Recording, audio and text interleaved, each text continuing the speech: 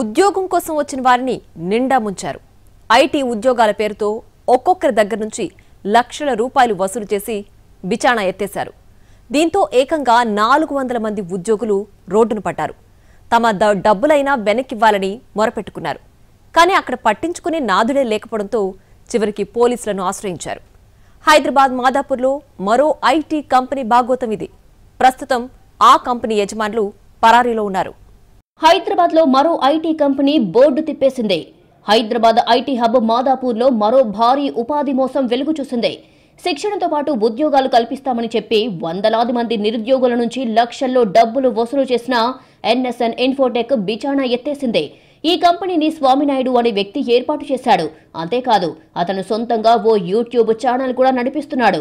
ఆ ఛానల్ పేరు మీదే ఐటీ కంపెనీ కూడా తెరిచాడు. ఐటీ కంపెనీ మాటున ఏకంగా 400 మంది నిరుద్యోగుల దగ్గర నుంచి డబ్బులు వసూలు చేశాడు. శిక్షణ ఉద్యోగం పేరుతో ఒక్కొక్కరి దగ్గర 3 లక్షల వరకు దండుకున్నాడు. ప్లేస్మెంట్ ఐటీ ట్రైనింగ్ పేరుతో ప్రతి అభ్యర్థి నుంచి 2 లక్షల నుంచి 3 లక్షల వరకు తీసుకొని తక్షణ ఉపాధి కల్పిస్తామని కంపెనీ యాజమాన్యం హామీ ఇచ్చినట్లు బాధితులు చెబుతున్నారు. డబ్బులు తీసుకున్న తర్వాత శిక్షణ ఇవ్వకపోగా ఉద్యోగాల పేరు చెప్పి మరికొన్ని డబ్బులు వసూలు చేశారు. చివరికి డబ్బులు కావాలని డిమాండ్ చేస్తే స్వామినాయుడు కంపెనీని మూసివేసి పరారయ్యాడని బాధితులు ఆవేదన వ్యక్తం చేస్తున్నారు. నా పేరు వాణి. శ్రీనివాస్ అనే వ్యక్తి ఎవరైతే ఉన్నారో ఆయన రిఫరల్ త్రూ వెళ్ళాను. యాక్చువల్లీ ఇది వెండర్స్ దగ్గర నుంచి వెళ్తారన్న సంగతి కూడా నాకు తెలియదు, ఎందుకంటే ఈ సాఫ్ట్వేర్ గురించి నాకు ఐడియా లేదు. శ్రీనివాస్ అనే వ్యక్తి ఏం చెప్పారంటే, మీకు జాబ్స్ అయితే ఉంటాయి, అయితే స్టైఫెండ్ మోడ్లో కొన్ని ఉంటాయి, మీకు అమౌంట్ ఫస్ట్ మంత్ నుంచే శాలరీ పడాలి అంటే కనుక 2 lakhs నుంచి 3 lakhs వరకు పే చేయాల్సి ఉంటుంది అని చెప్పారు. సరే మేమన్నా అంత పే చేయలేమండి, చెప్పండి అంటే ఇంక సరే అయితే స్టైఫెండ్ మోడ్ వెళ్ళండి అని చెప్పేసి స్టైఫెండ్కి వచ్చేసి కొంత అమౌంట్ కట్టించుకున్నారు. తర్వాత కంప్లీట్గా మాకు శాలరీ కావాలని చెప్పేసి మా ఫ్రెండ్ వాళ్ళ పిల్లలు 2 వచ్చారు అండ్ నేను కూడా ఉన్నాను. దాంట్లో మొత్తం 2 lakhs పే చేయించుకున్నారండి ఒక్కొక్కరి దగ్గర నుంచి.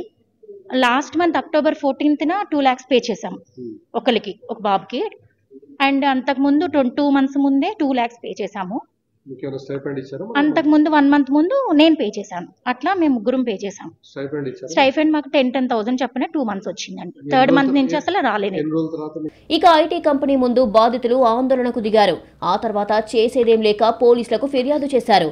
ఈ కేసును ఆర్థిక నేరాల విభాగమైన సైబరాబాద్ ఈఓడబ్ల్యూకు కూడా అప్పగించాలని బాధితులు విజ్ఞప్తి చేశారు.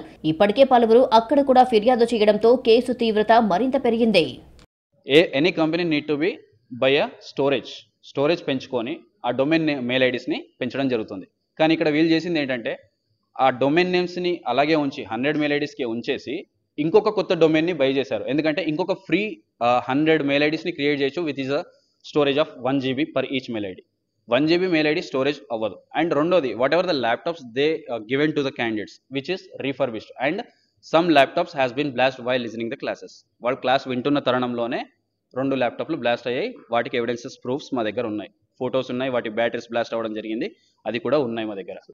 పోలీసులు సంబంధిత ఆధారాలను సేకరిస్తూ యజమాని స్వామినాయుడు కోసం గాలింపు ప్రారంభించినట్లు తెలుస్తోంది.